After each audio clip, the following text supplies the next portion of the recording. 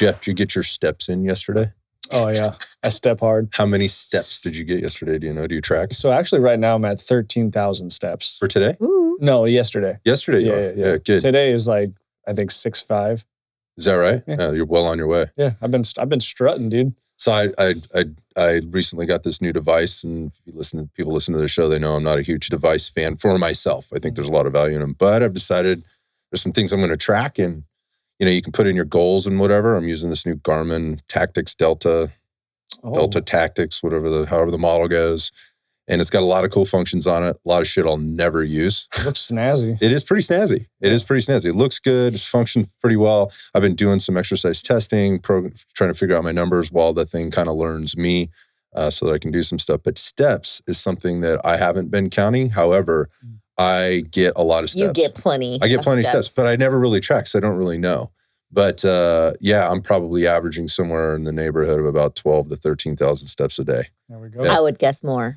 Well, the reason I say that is because my step counter I always hit my steps, and I'm being a nerd right now, and I'm getting like an alert when I hit my steps. It's really actually the only alert on the phone. He was super excited last night. He's like, I hit 10,000 steps. Yes. The phone buzzed on my wrist, or not the phone, but it's not connected to my phone. I mean, it does talk to my phone, but I don't have like any alerts coming across or whatever on purpose. But yeah, my little buzzer on my watch went off and I got hit my 10,000 steps. So I say probably averaging 13,000 only because I'm hitting that number generally, I don't know, towards the end, 3/4 of the way through my evening walk, which I do every single day.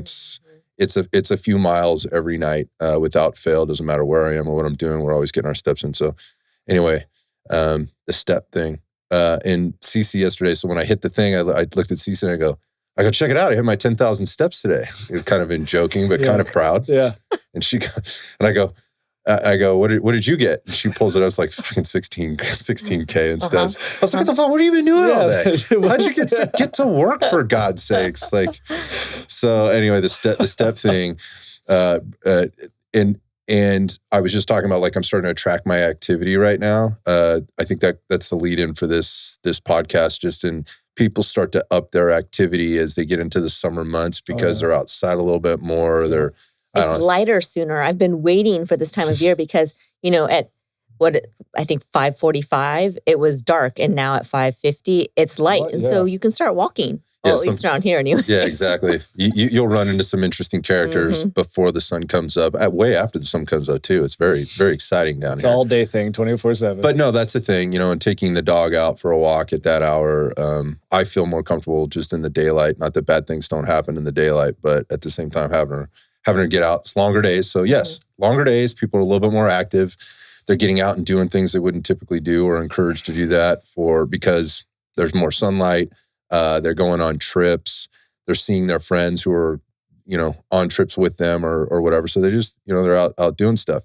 And inevitably, every time this time of year happens, when people up their activity, and that could be through general, just walking, doing tourist stuff or whatever, or increasing their hiking, increasing their mileage, on their runs, increasing their just the intensity of whatever it is they're doing in an effort to improve their fitness, boost their fitness, get ready for some event but also vacation. Yeah, the vacation, bikini season. Yeah, it's the effort for being lean and looking good with your clothes off or half naked kind of thing. So, well, when that happens, we start to see things. Going back to stepping. One of the things that pops up this time of year, almost every time, are foot issues for people. Oh, yeah. And they're constantly trying to remedy those with different things. So there's a few things that lead into that. And I think a lot of people that listen out there have experienced a foot issue at some level. And so when we say feet, we could also talk about ankles. It's closely related. Obviously, it's all part of the mechanics that go on down there. And so if you've ever rolled your ankle or, like inverted it, that's like you roll to the outside where you hurt more of the outside of the ankle. That's a very common injury. And so people know, like, when one of your wheels is down, it's miserable, man. I feel like Jeff just did that not too long ago. Did you, Jeff? I didn't know this. Yeah, so I was in Nashville having a good time, as you do out there. Stop right there. I already know where this is going. Yeah. So I rolled I don't know what happened, but it was one of those kind of nights. It was. So I woke up and my knee was huge, swollen, couldn't move. as the days went by and I had Cece look at it, we started to realize that the side of the leg has all of this bruising on it down through the perennials, right? So I literally rolled my ankle and then fell on top of my knee, and we think we might have subluxed the knee. So it's going, it's going good now though. Good. Okay, that's a little off topic, but congratulations. It's back. It's back. Having a good night. You're talking about wheels. Yeah, we're talking about wheels. So when you get a wheel that goes down, it can really take you out of your game. It's annoying, and it's one of those things that it's not like hurting even like a shoulder or. I'd rather have that all day. Yeah, because you can kind of still get through your day, but ambulating, moving around. Every step, you're like, okay, fuck. Okay, fuck. Exactly. So. Couple things that come up, like when we see, so that, I mean, you had a sort of an acute thing there. There was a fall of some kind or whatever, we don't know. But but there's some acute issue that happens. I'm not really even talking about this. I'm talking about like cumulative stuff that happens. I mean, some of the things, there's a few very common issues that we see sort of at the ankle and below for, people that just exercise on a regular basis or generally active. And these happen with very healthy people, very active people, quite frequently. So this is not uncommon at all. And this is for anybody listening, this could be you if you've just started your exercise program, or you if you've been into your exercise program for a very long time, or you're just starting maybe a new activity, or you've ramped up your activity in some level. So there's a few of them that come to mind. Yeah, absolutely. I mean, when we think about the foot, we think about, it gives us stability. It gives us a base to propel forward. And then it's also a shock absorber. Mm-hmm. When we think about the foot, there's 26 bones in the foot. And then if you add the two little floating bones on the bottom of the big toe, that's 28. So 28 bones in the foot. It's a lot of moving parts. And there's 33 joints. So talk about even more moving parts, and then 100 plus 112, somewhere in there, ligaments. So if you think about all the bones, all the joints, and then all the soft tissue that has to connect the bones to one another, that's a lot of soft tissue. Yeah, it's an area that gives you, like, obviously you could be very exposed there. It doesn't take much. More complex than you would think. Right? So, and then add in the factors as far as walking, standing, propelling, jumping, absorbing forces. That foot takes a lot. So if you have an injury to it, then you're going to feel it with every step. Yeah, it goes back to what we were saying, like your feet never get a rest. I mean, obviously when you're sleeping or, when you're off your feet finally at the end of the day, or maybe you're sitting at a desk, but they're still in contact with something all day long versus the rest of your body, which functions differently. Okay, so it's very complex structure. Mm-hmm. There's a lot of importance and value, obviously, in your feet. Mm-hmm. And again, going back, if you've ever had a foot injury or something, you know how annoying and how just what a pain that can be, literally and figuratively. So. Couple of the common things that we see, particularly now. So if we had to rank them, I think there's probably 3 to 4 common things that most people probably have heard of, if not experienced. So I want to cover those, and then so we'll cover those things, and then I think we get into, hey, what are things that we can do to improve our situation? If you maybe had this before, you're trying to avoid this. Some considerations around those things, to maybe talk about some solutions. And then obviously in this thing, we're going to have to talk about footwear and how that can impact things. So I think that's kind of a good setup for how we handle this. But in terms of the 3 to 4 major issues that we see, when I say major, I just mean these are the ones that just pop up quite frequently. Where do you want to start? Which one do you want to start with? Let's start with the tendinitis that's generally most prevalent in your Achilles, the top of your foot, where your extensor tendons are. Those are the little tendons that you see on the very top of your foot that go all the way across the ankle joint and then can go into what's called the anterior tibialis.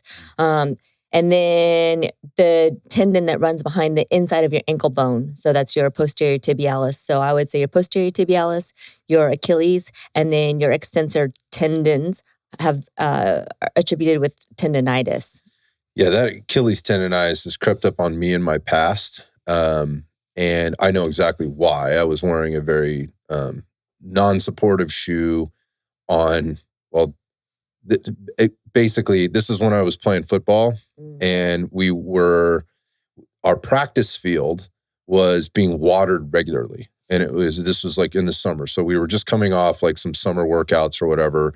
And we were generally on a different field, which was grass too, by the way. So everybody's kind of running around on turf these days. We didn't have that. So we moved into our 2-a-day practices, which I don't even think those are allowed anymore. But those were crazy. It was hot, right? Down on the practice field, and they had been watering it regularly. So it was very soft, actually like squishy, overly soft. And so what we needed down on the practice field for the 2-day practices, we all ended up changing out our screw-ons, our cleats.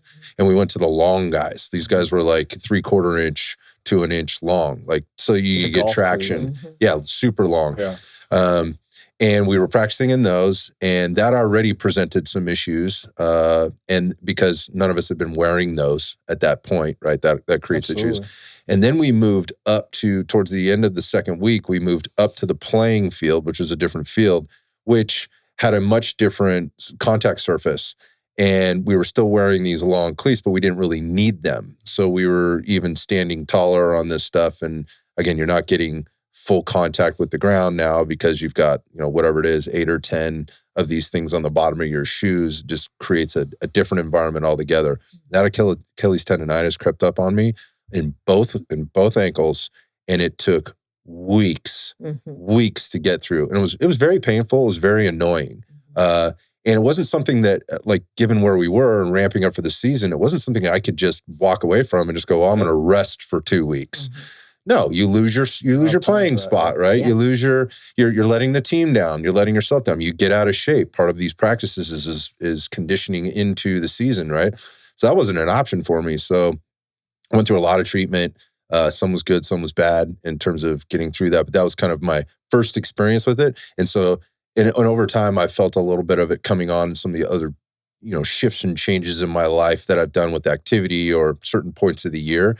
And I know, like, it doesn't take long for that to get like wildly out of control if you're feeling a little thing. Once it's out of control, it's really hard to manage because tendons don't get a lot of blood flow. So in order to get it to calm down and rest and get rid of the inflammation, I mean, it takes a lot. So let's talk about like why that happens. So we're talking specifically about the posterior chain here, Achilles tendonitis. How does this manifest? So it's not uncommon if you are changing surfaces frequently. So if you're going from a hard surface to a soft surface, or a soft surface to a hard surface, or let's just say grass to turf even, or cinder for a track to composite track, or dirt running trails to concrete or asphalt. So changing surfaces, change of shoes, that can impact it as well. So going from a very stable shoe to something that's even more restrictive, such as a cleat, or going into flip-flops, or going into a very soft, unsupported shoe or no shoe. Or the other one I would add to this would be like some type of a boot, like a high ankle, something with high ankle support with laces. Or heels. That you might be taking onto the hiking trail, into a rucking type situation, or onto the range. There's a lot of times we're not wearing the same shoes out on the range that we're wearing on our day-to-day. So the friction from the back of the shoe or the high top of the boot rubbing against the Achilles, or with the change of shoes or the change of surface, the change of the tension that's applied to the Achilles based on where your heel is. So if there's more padding under the heel, if there's less padding under the heel, that's going to change the tension of what is applied to the Achilles tendon. Also, when you have a change of those shoes, there's a potential for a change of foot strike when you're walking or running based on the shoe that you're wearing. So if you're wearing a shoe that doesn't have a whole lot of support, then chances are you might have a lower profile shoe, which is going to change the tension on the Achilles, but then also the tension on your foot and through your toes and how you propel forward. Yeah, so we could refer to that, and this has become more of a common term. I think most people probably get this now, and you'll see what's referred to as like a zero drop shoe, and that it is level across the footbed, versus a lot of shoes for a long time, and a lot of shoes still now have more of a wedge to them. So you are higher in the back than you are in the front. There's like a rake, right, that you're standing on, and so your heel is effectively elevated from the front of your foot or your toes. So when you do that, right, when you elevate that heel, what that does is it puts the Achilles through the gastroc and into the soleus and gastroc and those peroneal muscles and all the muscles on the posterior chain into a shortened position. So if you're wearing shoes with elevated heels, like you're in a short position while you're wearing those. And the body, we've talked about this. I'm glad you said that. Yeah, I mean, Jeff talks about this all the time, this casting, just like if you're sitting too long, your body gets it casts to this hip flexed, knee flexed, forward, spine flexed position. And your body thinks that that's normal, or it just gets, let's just say it doesn't think that it's normal. Let's not give it a persona.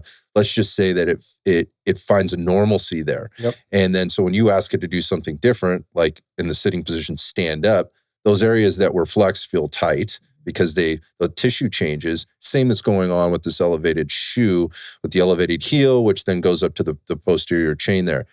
Something to consider here, and we don't have to go, I don't want to go down this rabbit hole, but if that's tight down there and that position's being changed, everything above that will be impacted. Yeah, absolutely. So that's also something to think about when we get up into the knees, up into the hips, into the low spine, the sacrum, all the way up into the shoulders, head, and neck. So that's, that wedged position or that footwear that we're talking about, without going too deep in the rabbit hole, the zero drop is the one that's level. So if people are looking at like shoes and they're like, what does zero drop mean? That's what that means. It's level from front to back. And so if you're moving from a wedged shoe to let's call it a wedge, moving from a wedge style shoe to a zero drop type of shoe, you've just changed the whole tension profile on your entire posterior chain. Obviously, that could change things a little bit for how your body functions. Absolutely. And then think about that going from a zero drop shoe to a flip flop. If you wear a flip flop, or you go to barefoot when you have no support at all through the entire foot from the back to the front, and then your medial arch, so the arch on the inside of your foot. So a lot of tennis shoes have the built-in arch support, and when you change shoes, that arch support could potentially change. And then when you go to no shoe, obviously there's no support. So that can then create more of a issue with, and for some people, tendonitis on the posterior tibialis. So what's the posterior tibialis? It's that tendon that runs behind your medial ankle bone, or the ankle bone on the inside of your foot. So you might have some tenderness, some swelling right behind your medial ankle. Yeah, so it's right behind. It gets very, very sensitive. So it's not exactly where you think it is. I think people are confused by, you say posterior tibialis, they think it's way in the back, right? It's not actually. Can you describe that? So where the posterior tibialis is, if you're looking at your ankle or your foot, and the ankle bone on the inside of your foot, it sits right behind there, and it travels behind the ankle bone down underneath the foot. So it helps with turning your toes towards your midline, or we would say inverting your ankle. Yeah. So it's not on the back side of your leg, right? It's in between your ankle bone and your Achilles. There you go. Think of that. Yeah. So if you reach down there right now, if you're listening, reach down there right now, take your thumb right behind your ankle bone and push into that. Most people are going to have a good deal of tenderness there, like just typically, but that's what you're going to feel when you're down there. So yeah. So again, going back. So very similar to, Achilles tendonitis and how it starts. Same thing with posterior tibialis tendonitis, because, when we think about the foot and medial or inside support to the ankle, when we take that away or when we change it, a lot more stress is applied to that tendon muscle structure there. So it starts to rub against the medial ankle bone, and then it doesn't have the support. And so the tension profile can change there as well, therefore creating an overuse inflammatory kind of response. Yeah, so those are two very common ones that we see. Like the Achilles tendonitis, I think people, they can relate to this one. They've had that maybe in the past. There's a couple things that show up with Achilles tendonitis. You're going to want to talk about that. Things like early warning signs that people can be aware of. Well, obviously, to me, one of the obvious ones is you feel some tension that you typically don't feel back there when there's been a change in shoe or activity. It can get a little, quote unquote, thick feeling So if you were to feel the back of your Achilles at the same time as you're feeling the unaffected side, you might feel a little bit of thickening. You might even feel a little bit of creaking when you take your ankle into movement, your foot into movement. So plantar flexion and dorsiflexion, you might actually feel some creaking back there as well. Pain is probably the most significant symptom that people experience, as well as tightness. Okay. All right. So I remember when I started to feel it the second time around, I actually felt pain on the bottom of my heel. Like, when my feet would hit the ground in the morning, like right underneath my heel, I started to feel a little bit of pain there. And as I went and kind of, like you described, just kind of went up into the back of my Achilles, I could feel, oh my God, that thing is lit up like right point now. tender. Point tender right now. So that Achilles tendon wraps underneath the calcaneus and then across into the midfoot. So you're talking about the plantar fascia then. Yeah. So that's the next N1, yeah. So that's the next part of this, is that next thing being plantar fasciitis and being able to determine kind of what are we dealing with here. Remember, it's all interconnected for those of you listening. So it's all of this stuff is connected to one another. But I remember feeling like, okay, so I ended up having two things going on at one time. Both of those? Yeah, both of those at the same time. And it was due to trail running. I started trail running, and I was doing a lot of uphill work.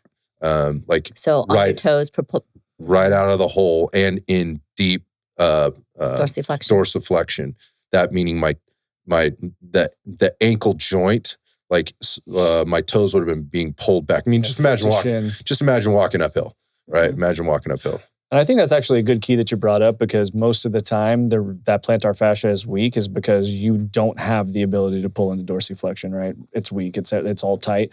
If you're literally able to deal with the backside of the tissue by coming into dorsiflexion and working that deep end range, all of that stuff will start to relax. But it's usually lack of movement, jumping right into movement and asking this tissue to absorb force, which it does now not have the characteristic to do, right? Because it's changed a little bit. And it takes time for that to come back. So yeah, you jump into that and all of a sudden the tendon's like, yo, what's going on? Yeah, in layman's terms, we're just talking about you have tight calves, right? That's what I think what most people think is, oh, my calves are really tight. Well, the whole complex ends up getting tight, but it feels like tight calves. So moving on to the next thing, which is a super common one, is the plantar fasciitis. Yeah, plantar fasciitis. And that one, I mean, for some individuals, that could just be a nagging pain in the ass for not just weeks, but this one can go on for months. And I've had athletes in the past that have had it for a year, if not longer. Oh, yeah. So trying to manage that can be a challenge. But typical signs and symptoms would be swelling. First thing in the morning, when you go to step out of bed, you have very point-specific pain on the inside of your arch, close to your heel. And then throughout the day, it starts to loosen up and the pain starts to dissipate a little bit. But I would say your classic symptoms would be waking up in the morning and taking a step out of bed, and bam, it hits you. Yeah, it feels like somebody's putting a hot poker through the bottom of your foot. Yep. Yeah, it's noticeable. And sometimes it happens in one over the other, but oftentimes it can be bilateral. It can be. Very rarely have I experienced with individuals it being bilateral. Oh, I can't even imagine. It's usually single-sided. Yeah. And as far as, you don't typically get any discoloration with it. It's a little bit more swelling and just very point tender. Wearing shoes that are supportive helps to alleviate that discomfort or that pain, just because of applying pressure and then giving the arch some support. Whereas if you're flat-footed or no support, then there's more pressure being placed upon the ankle and the foot for shock absorption. And as we talked about earlier, there's so many bones and joints and ligaments in the foot that it starts to get compromised. Yeah, the bilateral stuff I think pops up when this is this time of year. People go on like vacations or trips, or they're away on a weekend, or they have relatives or family that decide to go like, hey, we're going to go up to the beach, or we're going to go to the ocean, or we're going to go somewhere. And they do a lot of walking, and they're doing it in some brand new shoe they've never had on. And it's generally like a flip-flop or a sandal or some strappy shoe, those sock shoes, whatever they are, but which provide little to no support. Now we can talk about a little bit of the whole barefoot training thing. I don't want to get too deep into that rabbit hole, but if you've not been walking in shoes like that, if you've been walking, let's more specifically, if you've been walking in shoes that do provide you support, and that's working out in those, shoes like that, and, going to work in shoes like that or whatever. And then you're walking around, the touristy areas where it's hard surfaces, it's concrete, it's asphalt, it's stone, it's brick or whatever else. And you're walking around for hours and hours and hours on end, more steps than you would typically take during your normal day anyway. Oh, yeah, absolutely. And you're doing it in this, it's very, very possible for you to get plantar fasciitis in that short amount of time by doing that very thing. For some people, just like, dude, I don't wear flip-flops. This is not something I need to worry about. Okay, well, right now, if I scroll through my Instagram feed, there's 10 people I know that are in Mexico or Hawaii right now, and they're spending their days on the beach and walking around in flip-flops, rocking around the pool deck. Well, dude, when I'm out there, like I take one pair of shoes to go exercise in. Oh yeah, that's it. That's the only time they're ever on. Yeah. I'm walking around in flip-flops or barefoot. So that again, something to consider, just be aware of. That's a lot of times that's kind of when it does pop up. But anyway, going back to the single side type of symptoms and whatnot, you're effectively putting this fascia on stretch beyond what it can handle. And so your foot, if you looked at your hand, you kind of just raised those first knuckles up off the table or the floor or whatever, and then you have that gap underneath where you could slide your other hand underneath there, while the outside of that foot outside of that hand is on the table, but you have that gap underneath there. That's that arch in your foot, and when you take that arch support away or you don't have the strength, it just flattens out. And so obviously anything that space is created there when your hand's flat on the table, it has to stretch, right? It has to stretch to get out of there. And that constant stretch is what's making it angry. It's what's pissing it off. And so there's some solutions to this to help you with it, but that's another very common one. We'll come back to the solutions. Okay. What's the last one? Extensor tendinitis. Right. And then we should also just note Shin splints. Shin splints. Let's talk about extensor tendinitis. So extensor tendinitis. So those are the tendons on the top of your foot. They run from your toes and they do cross the ankle joint and go up. So your extensor tendons start at your toes and they go up the foot, and then you have your anterior tibialis, which is an extensor of the ankle, and it goes from your foot and it crosses the ankle joint and goes up your shin. So the extensor tendinitis can be caused from, let's say, going back to flip-flops or going back to slide-on shoes or barefoot, where your mechanics of your foot, they don't have the support that they once had from, let's say, a tie shoe or a shoe that has more structure around it, around the top of the foot. And your toes are having to extend and grab. And so that continuous repetitive movement can create an inflammatory response. So I can tell you, we went to Huntington Beach earlier, I think it was this year, and I wore flip-flops from, I don't know, we parked the van somewhere along the beach and we walked to downtown. It might have been a 20-minute walk one way. And then on the way back, I felt this gradual pain starting on the top of my foot. And then the next day I woke up and it was super, and when I say creaky, it was creaky. So when I was flexing my toes and extending them, or flexing my ankle, plantar flexion and dorsiflexion, the tendons on the top of my foot were creaking. You're saying creaking. I think it sounds more like crunching. I think it's almost like crunchy, like almost like Rice Krispies. Like sometimes, yeah. But like, to me, palpable, it was palpable. Like it was creak, like a creaking door is what it felt like. Sticky. And so I had an acute case of extensor tendinitis and had to come home and take care of it. But 20 minutes down one way and 20 minutes back, you wouldn't think it would be that long of a walk, but that's all it took because I hadn't been in those shoes. Yep. It was stupid. Well, yeah, but I mean, again, it's life. It's very normal, for people to do this kind of stuff. So it does pop up. I think, like that's like the stuff you're doing at leisure or, outside of your normal activity. But there are things, again, as you start to ramp up your mileage, you ramp up your steps. That's it. It's the little changes that can often make these things sort of pop up. And we've used this term before. Don't ignore that signal that your body is sending you. That hey, this is a little bit painful, and don't just say, oh, my dogs are barking today. Okay, they're barking. Why are they barking? Yeah, exactly. Like we gotta have a look at this. Attention. Yeah, let's pay attention to this because it can get wildly out of control. The plantar fasciitis, agreed 100%. It's the worst. You get that, and that stuff sets in. It is so annoying. It's hard to change foot fascia after it remodels too. Yeah, and it just and then here's the other thing I think that sneaks up on people with that. We'll talk about the solutions for this, but the thing that sneaks up with people is they start putting in work to make that better. And then they start feeling a little bit better, and then they overdo it. Yep. Or they put those fucking shoes back on again or whatever, and it just sends them right back to square one again.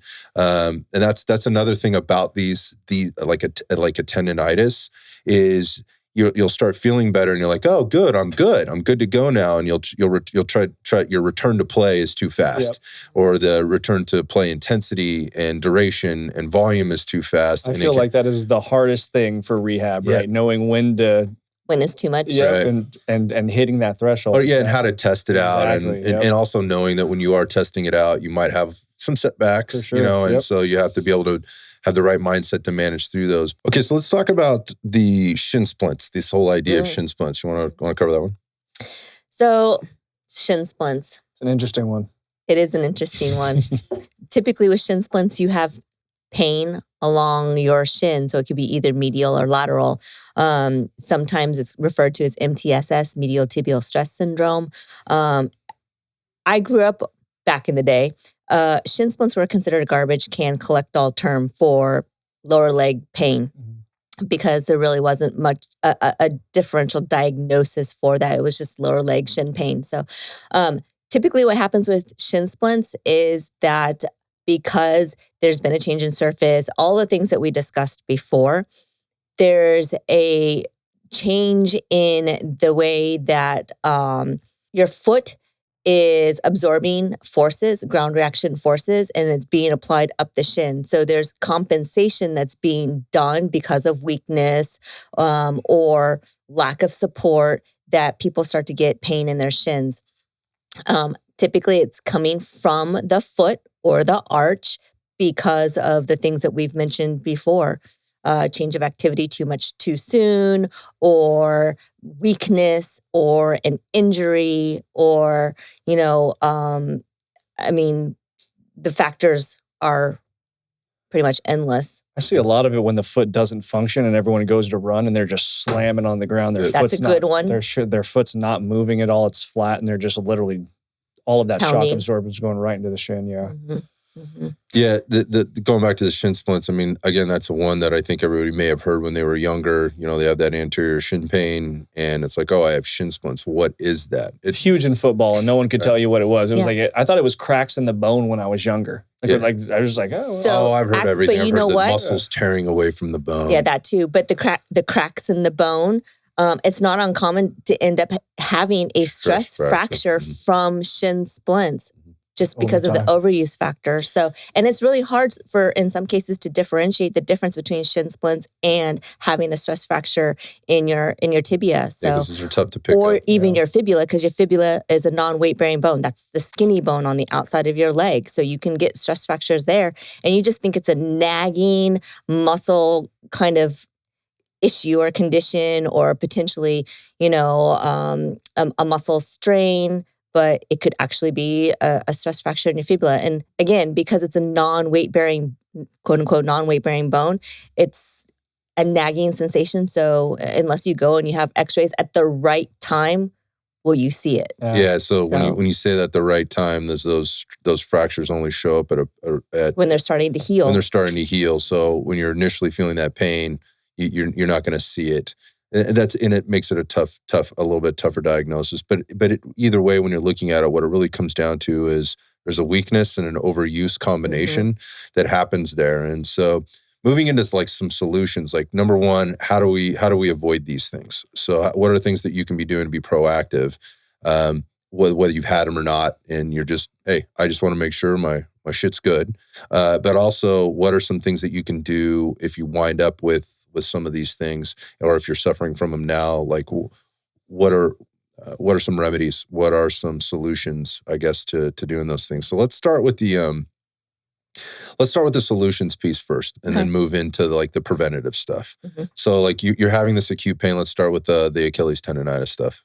I would say wear a supportive shoe. Watch the heel counter. So the heel counter is the cup in the back of the shoe that's around your heel. Make sure that it's not too narrow, but you don't want it to be too wide at the same time. But if you have to choose one, I'd go on with that's wider, so it's not putting as much pressure on the Achilles.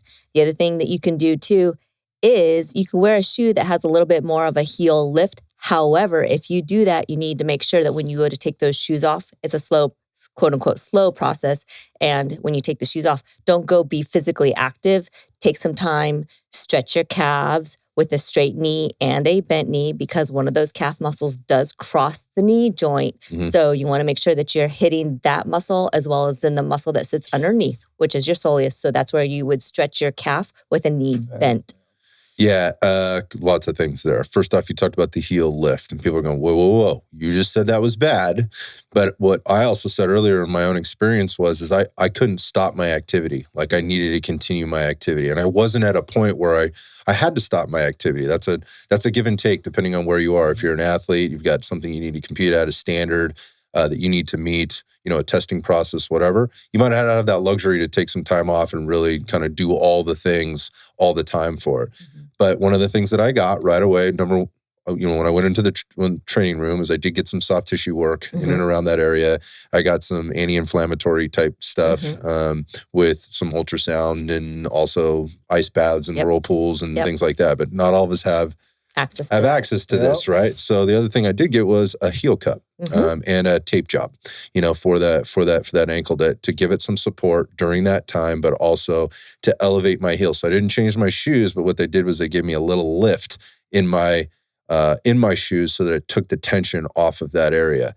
So going back to you could get into a shoe that maybe has a little bit more of a heel lift, so it does take that tension off, keeps you in the game. And maybe this is the thing that you're wearing for the majority of the day, right? So that you're giving that thing some time to relax. And then when you go to work out, you're very deliberate about what you do and what you don't do, specific to getting into plantar and dorsiflexion. So yeah, you said get something that with maybe a little bit of a heel lift in it, and you may hear about these things, heel cups or whatever, wedges that you can put in your shoes, but give yourself. But if you do that, do it in both shoes, not just the affected side. Great point. Remember, I had it in both ankles, so that wasn't an issue. But for me, like that was happening. We were doing that. But you obviously throwing off your leg length is what you're doing effectively from the. That's going to suck. Not skeletally, but because of you're creating this distance from the floor or from your contact surface, which may have been the issue in the first place, quite frankly, that you've got some challenges there. So very good point. So that's the Achilles tendonitis stuff. There's also what you were talking about, posterior tib, and what we can do or not do there. Yeah. So very similar as far as I would probably manage the posterior tib and your Achilles very similarly. Same with potentially shin splints as well, because shin splints could also be part of posterior tibialis pain, but further up the leg versus being down around behind the ankle bone. Same with your extensor or your anterior tibialis tendonitis or shin splint on the front outside of your shin. So you could effectively treat that or try some heel cups with that just to help shorten the tension being applied on those soft tissue structures. The other thing would be try to stay in a shoe with support throughout the day. And that means at home too. So if you're a shoeless house, getting some shoes that you can wear in the house that support the arch. It's good. It's a good point. Like if you don't wear shoes in your house, a lot of people do that. They wear the slippers. They don't wear anything. I don't have fucking time of day to take my shoes on and off all day, so I'm not doing that. But it also is like, hey, stay away from the dress shoes, right? Stay away from the boots with the wedged heels. Yep. Stay away from the flip flops. Stay away from the flats. Stay away from that stuff if you're having these issues, because it's not going to be helpful for you. And again, it's not forever, but it's temporary. Just temporary. Plantar fasciitis, just in terms of some solutions that you can go through. Plantar fasciitis, same thing. So maybe first thing in the morning before you get out of bed, do some ankle pumps, where you're pointing your toes, pulling your toes back, turning your toes to the midline, turning them away just to get some movement, blood flow down there because you've been sleeping all night and things can get a little bit stiff. So do that. And then for some individuals that are in a lot of pain, maybe put a tennis ball next to your bed, roll your foot around on it to help increase blood flow and stuff like that before you get out of bed. And when you do get out of bed, put on shoes that are supportive. So then that'll help reduce that take away your breath kind of pain first thing in the morning yeah. and then make your way onto the bathroom and whatnot. So there's that. Working on splaying your feet. So splaying your toes, helping to create some more just movement in the foot. Getting those structures to quote unquote loosen up a little bit from being stiff all night. Mm-hmm. Because think about the plantar fascia, it's when we put it on stretch that's where we're creating the most pain or when we're feeling the most pain. So again, just bringing some circulation and stuff to the area should help. We haven't talked really about the shin splints thing, but it's all interrelated, right? What's interesting is like you're our resident in-house, athletic trainer, or you haven't mentioned ice, right? Or heat or any of that stuff. And a lot of people go, okay, when do I ice cup? When does that happen? Or when do I do the hot to cold contrast stuff? When does that come in? Well, there's that. And then there's, the whole massage and instrument-assisted soft tissue manipulation. And then there's the whole prophylactics as far as taping and bracing. And I mean, that's too much, I think, to get into. Yes, those things are out there. Yes, those protocols are out there as well as far as when to use heat, when to use ice, and so on and so forth. When you think about ice and you think about heat, really, at the end of the day, they are modalities which can help to alleviate your discomfort. Some people like ice, some people like heat. I would say on an acute situation, I probably wouldn't use heat, but it's there's a word I'm looking for and it's totally escaped my brain right now, but it's to make you feel better. Right. It's like not to bore people, but it's a distraction. You're putting ice on it to pull the blood out. So it gets new blood in, right? Because you have inflammation protocols there. That's the theory. What's we're thinking about, right? And if you wanted to a stiff area, bring blood there, you could add heat, but always finish with ice. Never just heat and fucking let it go. Yeah, so there's, again, I think you said it well, Cece, is like it's a little too much to talk about here, but here you just mentioned a lot of things in a row of all the things I kind of mentioned, like what the treatments I was getting for my Achilles tendonitis and whatnot. They're usually best in combination, done properly and effectively. And also there's a little bit of a feeling out and a testing process. Like, how is your body responding to this? There is no one answer to this. No. Don't go Googling it and say, what's the cure for Achilles tendonitis? Because you're going to find 10 different things, but those 10 different things, when you get to like, what's the most searched and what's the most read about, they're going to talk about ice, right? They're going to talk about potentially wearing a boot, to help you with keep your compression, the compression and all that stuff. These, just be cautious of this. I think the better way to look at this is like, how do we avoid this shit? And we've talked about like just being careful, being cautious. And I think what the term really is being aware. I'm changing my activity level, right? Or I'm changing my footwear, or I'm changing the intensity, or I'm changing the type of activity that I'm doing. So all those differences, like kind of the frequency, intensity, time, and type of thing that I'm doing. So you need to be aware of what you're doing. Like, what do I need to set myself up for, or how do I set myself up for success in this case? And I think for a lot of people, it's like, yes, don't do anything drastic with your footwear all at one time. You mentioned like a slow weaning off of the lifted shoe or the wedge shoe into the back into or to the zero drop shoe. Wearing them for, an hour at a time, or, that new shoe for an hour, and then go back to the regular shoe and do that for a couple days. And then the next, days after that, go 2 hours. And, it's like a taper, right? Of sorts.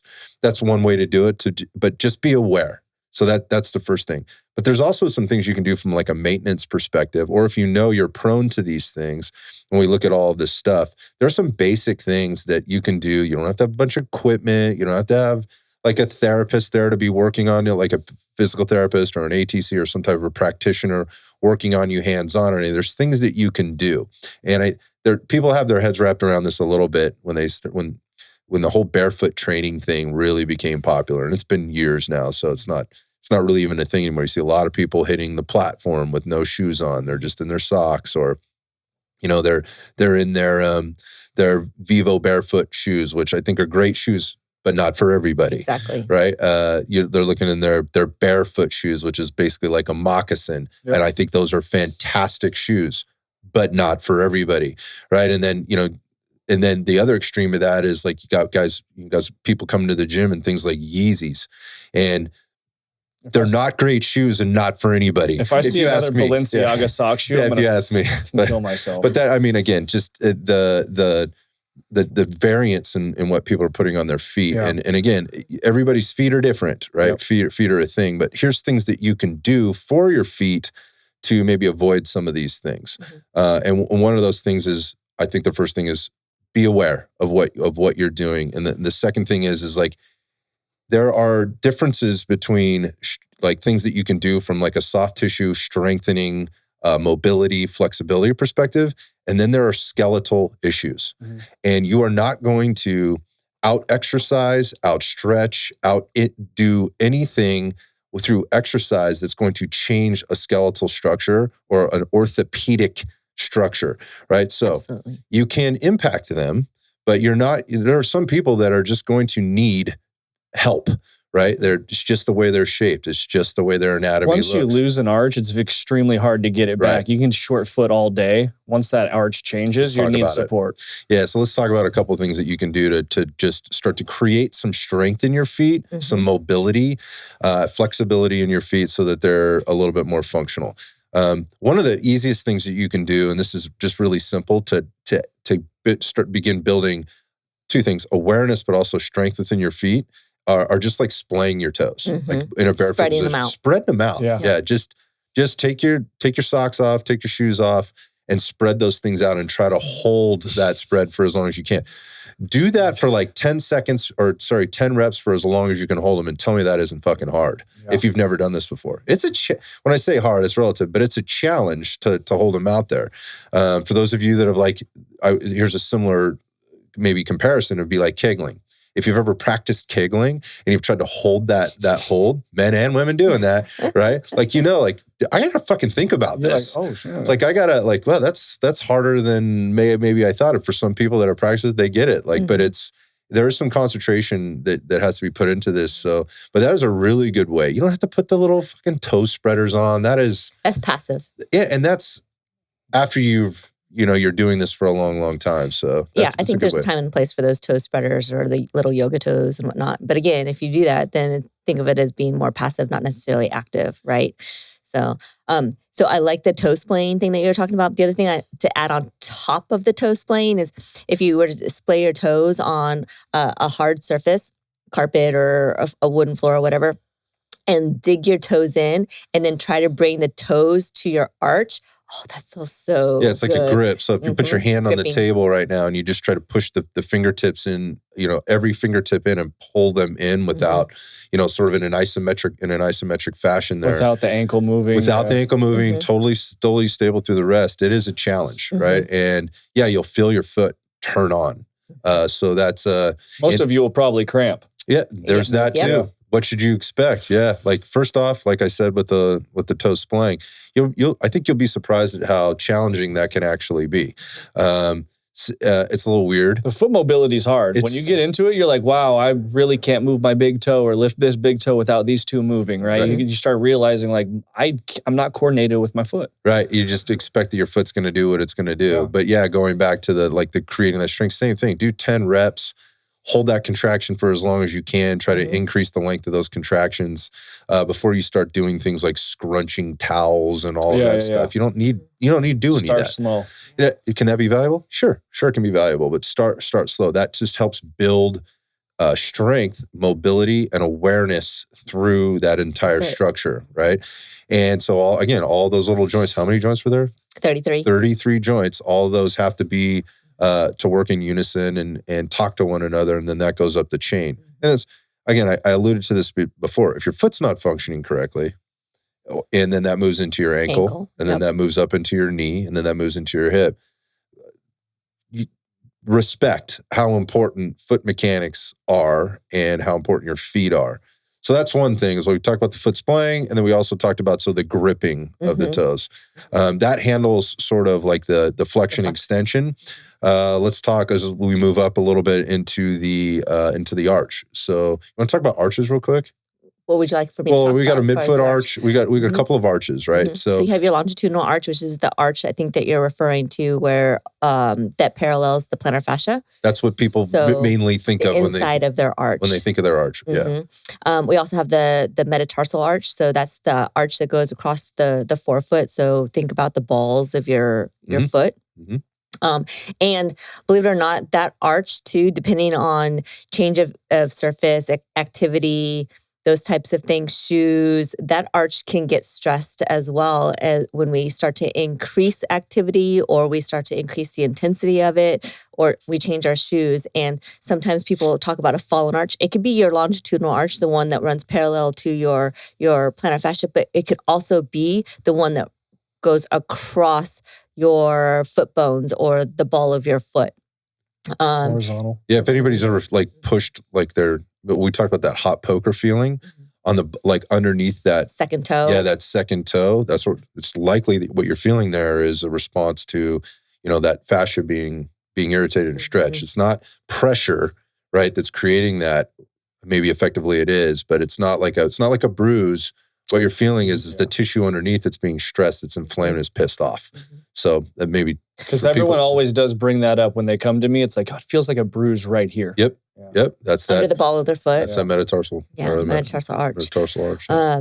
So sorry, the arch. So going back to the arch again, we're talking about the plantar fascia, and we're also talking about there's a little ligament that goes from your navicular to your, I think, calcaneus, then that's part of your longitudinal arch as well. So if there's an injury there, or if it gets stretched because ligaments don't have contractile properties, once it's stretched, it's stretched. So you're going to need to be able to give it support. And think about this. If your longitudinal arch starts to drop, gets closer to the floor, then that's going to affect the mechanics all the way up into your ankle, and then your ankle, like we said, knees, hips, and back. So some of the things that you can do while you now have a structural, permanent structural change, you can work on strengthening, but it's not going to necessarily change the structure of stability back to where it was. So you can do strengthening. You can do some, as you mentioned, Jeff, the short. Talk about short foot. Talk about short footing. So this is a term that's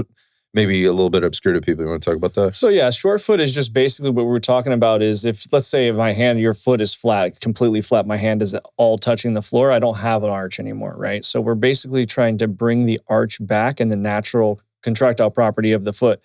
But like we're talking about, if you're walking around all the time and you're pronated and this is flat, it starts to change. You can do all these exercises to bring back maybe awareness, but this tissue right here is going to have a long time and hard time to change.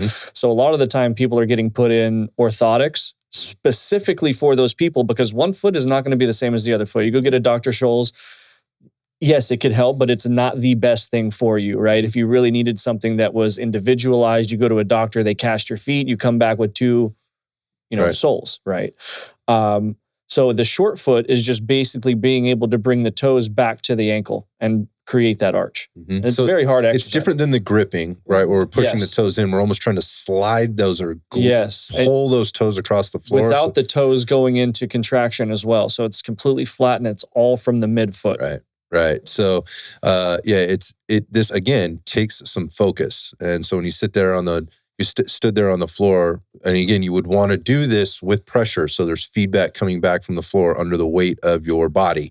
So you're standing up upright, and you're doing this. You can try and do it 1 foot at a time while supported on the other foot. Or do it seated too. One side. You could do it seated. Ideally, you're doing it standing because that's where life happens. So that said, short foot can help with strengthening that longitudinal arch as well as soft tissue area. As well as the other metatarsal arch. So that can kind of address that.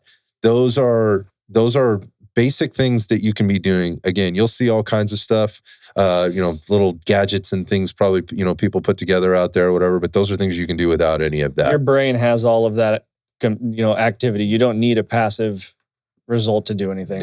Yeah, piece of equipment. Yeah. You know, 2 other exercises that I really like. You can do them individual, one another, or you can break them out, and that is calf raises. So doing calf raises from a solid surface, I wouldn't necessarily go deficit if you're doing this for the first time. You know, maybe start with one set of 10 or 12 and then move your way up into 2 to 3 sets. The other thing is heel walks or toe ups. So where you're standing on your heels and then, why are you laughing? I'm chuckling because Red Dot Fitness started, 13, 14 years ago, right? And we have clients here that still work out here, you know, even after that amount of time. And the one, she used to come to the group classes when I first started them. And I put those in the toe ups. And I also put in like an inverted walk where they would walk on their, or an everted walk where they would walk on the outsides of their feet as a means to strengthen, right? And strengthen that area. It's not like, we did a few reps of this. Let's get the ankles turned on because we're about to move around. Let's get things awareness. She does it every time she comes in here still. She still does those things. You guys know what I'm talking about. But I think it's great. Anyhow, I love it. That's why I chuckled. No, so heel walks or toe ups. So heel walks would be where you pull your toes up off the ground and you're literally walking on your heels. It's going to help strengthen the front part of your lower leg and your front part of your foot. Ankle, or active toe up. So you're standing on your heels and you're pulling your toes up to your shins, you know, for repetitions. Again, similar to calf raises, starting with 1 set of 10, increasing your reps and then sets over time. Yes, and understanding that this muscle is something that's contracting over and over and over again. It needs to be trained once you get there to a high rep. Right? You're getting up to 30, 40 reps. Right. Yeah, it's a different... But don't do that on the first day. No, you're not just getting in there doing 30 reps. The last thing in terms of training, like anteriorly and some of those extensors, like, and we've seen that, you mentioned like just foot pumping, you know, or ankle pumping would probably be more of the correct term, but just pulling those toes back up towards your knees, and you'll see that, you know, that anterior tibialis turn on and switch on when you do that. And, you know, yes, you could hook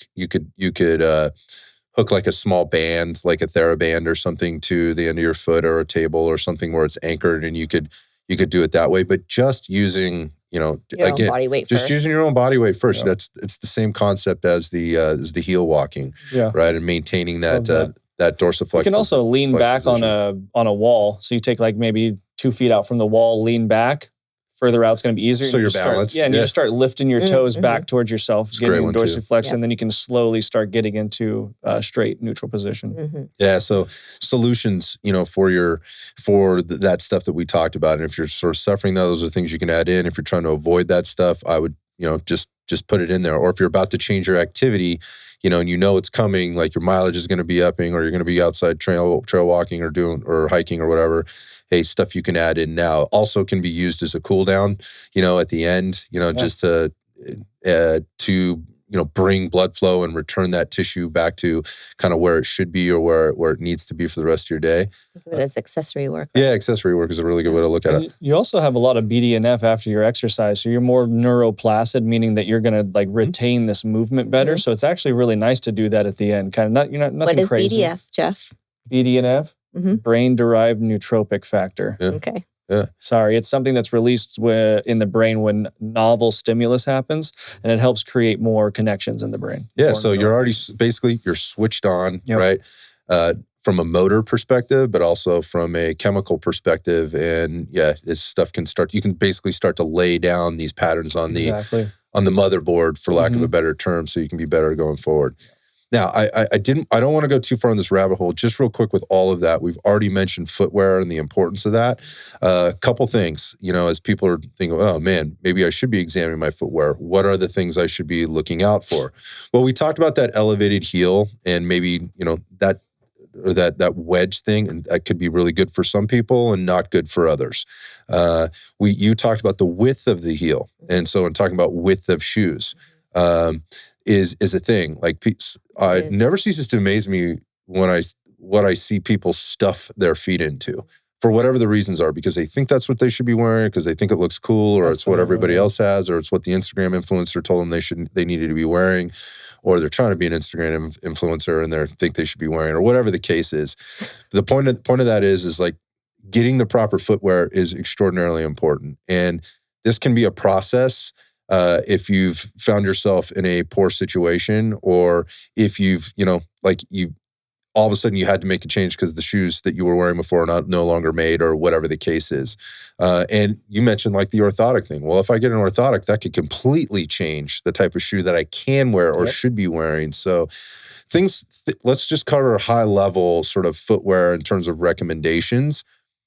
If things like in a I don't want to say perfect world because there's no such thing as that, but things to be thinking about. These are not goals you should have. Okay, I want to be clear about that. But if we were trying to take care of our feet and still perform, and I don't know, even maybe look somewhat fashionable, what are things that we should be looking out for? So we talked about that heel lift. Mm-hmm. Try and move more towards the shoe. I'll start there. Try and move more towards a shoe that has more of, or less of a wedge, less of that rake in it, if you will, that heel elevation, and more of a zero drop type of shoe. Yep. That would put your body more in what we could refer to as more of a natural or biomechanical, natural position for force production, absorption, stabilization, those types of things. Again, you might not be entirely ready for that yet, but again, ideally, that's the type of shoe we might be operating in. Again, if you're an Olympic weightlifter, right, and you're in a wedge shoe all the time, then this doesn't apply to you, right, in this particular case. But when you're not wearing those shoes, what are you wearing, exactly. Right? So, and I think this goes it goes across those active wear shoes and into everything that we're talking about. Anytime you're in an elevated heel, you're putting things on, you're shortening some things and lengthening other things. So if we can try to maintain neutral, that would be one. So working kind of from the back to the front. The other thing you said is give yourself plenty of support, like width. So you were talking about heel counter. Yeah, the heel counter. I don't have very wide feet. I do have big feet, but I know like there's certain shoes I just cannot get into, and so I need to find a shoe that will accept my foot. And a lot of people think from the front to the back. I'm thinking more from the back to the front. Let's start there and then see what happens. Maybe that's just a different way of creating awareness. So within the heel. Within the heel. I think when you're going to find a new shoe, I think the best time to do it actually is at the end of the day, when your feet have some swelling, when you've been on your feet. Because if you go and you do it first thing in the morning and you're like, oh, this shoe feels good. But then let's say you go to put on that shoe and you're in it all day, then it starts to feel tight. So a recommendation would be if you're going to go get new shoes, do it when it's later in the day and you've been on your feet. And then as far as finding a shoe with a heel counter that is wide enough for you, that's just going to be you going and trying on various several shoes. Different things. I think in my experience, Nikes and then Converse and those types of things have a narrower heel counter. 100%. I can't wear So yeah, I can't either. But then they do teach you, some shoe stores will teach you this fancy lace thing that you can do to help create more tension through the shoe to hug your heel a little bit more. I mean, that's a workaround. I've used that fancy heel lace thing. But you want a shoe that's going to fit. Right. At the end of the day. Yeah, I don't want to have one that I'm going to have to manipulate. But it's interesting. Like, so if you get something that's narrow in the heel, it's likely narrow through the midfoot as well before you start getting into the toe box. So again, working sort of back to front, you want to have something that's going to support your foot the whole length of the shoe. And so when you start working forward from the heel into the midfoot, I'm looking for a shoe that has a nice wide surface area that gives me plenty of, I'll call it like contact patch for both my foot and then the ground underneath it. Sometimes you'll see those ones, those shoes, if you turn them over and you look at them, they just have this huge, we'll call it a side cut. Like if you look at a snowboard or a ski, right? It looks like a parabola, like goes down. The parabolic skis, like it cuts way in, right? And so you want something that gives you plenty of support, though. For some people, they have much narrower feet. And so, the brands, like you mentioned, may fit their feet fine and it may work just fine for them. But for me, it doesn't. So I need, again, nice wide heel. And I want something that really supports me through the midfoot so that I have plenty of lateral stability and my feet I do pronate a little bit already. So as my foot starts to pronate, that is, it starts to dip to the outside or lean over. Inside. Sorry, to the inside. As my feet rock a little bit there, I have that as much support as I can get through the arch and through the midfoot. And shoes, they do construct shoes that way, to where you get more medial support. And then they have some shoes that are more called neutral as well. And talking about the heel, the other thing to think about too is the height on the back of the shoe, as far as where is that hitting your Achilles. Because sometimes shoes are built to, or they used to be built where they have like a little bit of a U in the back of the shoe to accept the Achilles tendon. And then sometimes they're a little bit higher as well. So you definitely want to be mindful of that when you're trying your shoes on. Yeah. So as you're getting through the midfoot, then obviously working to the toe box, we just talked about, spreading those toes and trying to get those toes to be able to articulate the way they're supposed to be articulating. Going back to what I see people do in terms of stuffing their feet into shoes, like that narrow toe box can be the worst thing you can do. You could mess it up, or you could be right on from the back as you work your way through the midfoot. But if you start getting into the front of that shoe and your toes don't have space to move, provide contact, and then feedback to the rest of the foot, ankle, body, all of those things, and then right back down to the floor again, you're asking for trouble. So you want to have a toe box in your shoe that allows for those toes to do their work. Even a little extra space is not a bad idea. Well, I guess what we're really saying is like all the things that you should be able to do on the floor without your shoe on, right? Like, again, gripping the floor, short footing, all those things. You should be able to do it with your shoe on. I was going to say, you should be able to have your shoe on and be able to move your toes. 100%. Yeah. And I think any more shoe companies are doing a better job with creating a wider toe box, but also having shoes available in a wider width. Yes. Yep. So versus back in the 80s and 90s where, you had to find like an orthopedic looking shoe to get a shoe with the a width. With the Velcro straps, the double Velcro straps. Exactly. You know exactly what I'm talking about. Yeah. So those are things to think about when you're buying your shoes. Obviously, there's a million brands out there. I don't get paid by these guys, but I've recently started wearing Ultras. I love them for a lot of reasons, but they provide all the things I just said. If you start comparing shoes back and forth, don't just look at the top of the shoe or look at it sitting on the display rack. Pick it up. Look at the bottom of that shoe. How is it shaped? Yeah, twist it around, fold it. Is this pliable? Does it allow your foot to move? Where is the support structure? Where is it lack support? Again, what does that surface area look like on the bottom? Is it going to give me good contact patch, for the things that I'm going to be doing it or what I need to do? What do your ankles look like in them when you put them on? Put them on, move around. Like, are you pronated?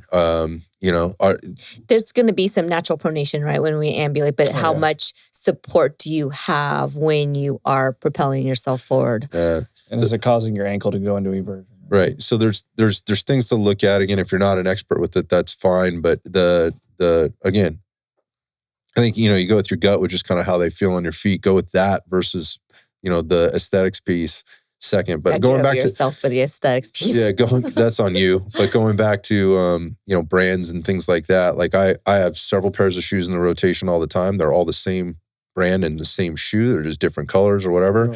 The shoe I take to the range is the high top version of the shoe that I wear every day. So I get a little bit more ankle support. It's the one I take on the trails if I'm going to go out hiking or, just be active like on an unstable surface. Just so I get a little bit of extra, but it provides all the things that I said, and I don't it's not like I'm putting on a different pair of shoes every time. Yep.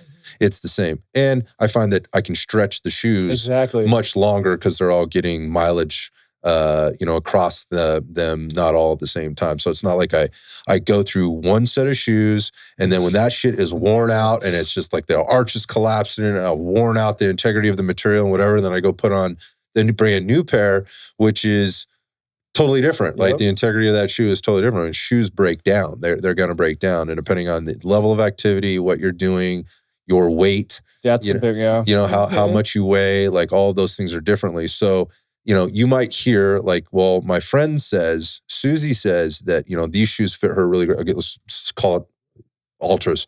The Ultras are great for her, because she does all this and it provides all the things that you said. So I'm going to go out and buy a pair of Ultras and that's going to be the right shoe for me. No, it doesn't mean that, because Susie weighs 110 pounds and you weigh 250 pounds. That's going to matter right? Yeah. It'll likely also matter with how your shoe fits or how that your foot fits in that shoe in terms of, be honest, fluid and body fat around your foot. Yep. It may not sit in that shoe the same way it sits in the shoe for somebody else. So you need to pull these things on, lace them up, walk around, whatever. Yep. Don't make a decision based on what I said and what I do. Mm-hmm. That's my why, and that's my shoe. You need to go out and figure out your own why, your own use case, your own equipment needs, and combine those things together and then find out. And if you have questions, make sure from there, they should be based on those things.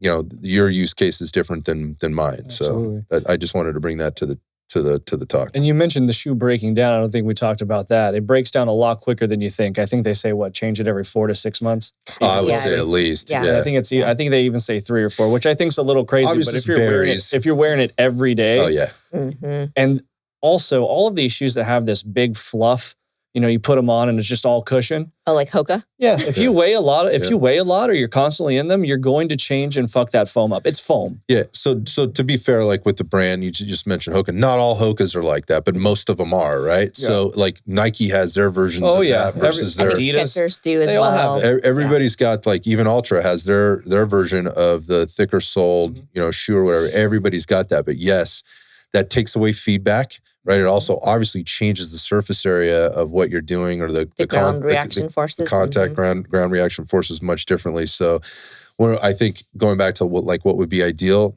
less is better. Yep. With that, get as close to the ground as you can while also providing enough cushion and support that you need for whatever. So if you're running on concrete, maybe you need a little bit more. If you're running on turf, if you're running on the trails where it's a rocky soil versus a sandy soil, maybe you need a little bit more between your foot and those rocks versus activity dependent. Yeah, it's 1,000% terrain, geography, activity, use case dependent. So one size does not fit all, and one use case does not fit all use cases. So think about those things.